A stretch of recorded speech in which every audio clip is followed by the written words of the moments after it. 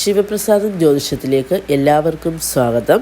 ഇന്ന് നമ്മളിവിടെ പറയാൻ പോകുന്ന വിഷയം എന്ന് വെച്ചാൽ ഈ നമ്മുടെ ചിത്രത്തിൽ കാണുന്ന ആ പുഷ്പം, അതായത് പുഷ്പമല്ല, ആ ചെടിയെ നിങ്ങൾ നോക്കുക. അതായത് മുക്കുറ്റി എന്നാണ് ഇതിന് പറയുന്നത്. അപ്പോൾ ഈ മുക്കുറ്റി എന്ന പുഷ്പം നിങ്ങളുടെ ചെടി നിങ്ങളുടെ വീട്ടിൽ വളരുന്നുണ്ടെങ്കിൽ നിങ്ങളുടെ ജീവിതത്തിൽ വളരെയധികം വളരെ പെട്ടെന്ന് തന്നെ ഒരു സൗഭാഗ്യം നിങ്ങളെ തേടിയെത്തുന്നു എന്നുള്ളതാണ് അത് കൊണ്ട് അർത്ഥമാക്കുന്നത്.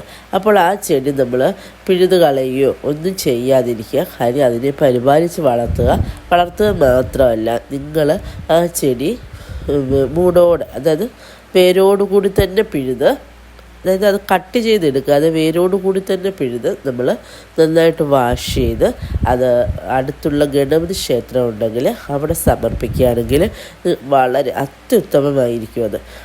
അങ്ങനെ ചെയ്യുന്നത് മൂലം നിങ്ങളുടെ ജീവിതത്തിൽ വരാൻ പോകുന്ന അഭിവൃദ്ധി അത് ഒരു തടസ്സങ്ങളും ഇല്ലാതെ തന്നെ നിങ്ങളുടെ കൈവശം വന്ന് ചേരാൻ ഉറപ്പായിട്ടും ഗണപതി ഭഗവാൻ നിങ്ങളെ സഹായിക്കുന്നതായിരിക്കും.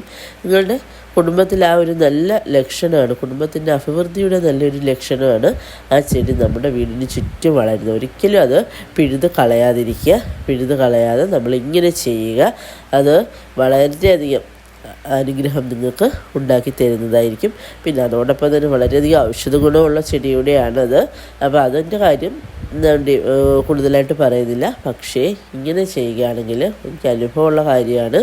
അതുകൊണ്ടാണ് പറയുന്നത്, മുക്കുറ്റി ചെടി ഒന്നുകിൽ ഗണപതി ഭഗവാന് മാല കെട്ടി ചാർത്തുക, അതല്ല എങ്കിൽ ഭഗവാന് കാണിക്കായിട്ട് ഭഗവാന്റെ മുന്നിൽ സമർപ്പിച്ചാൽ മതി.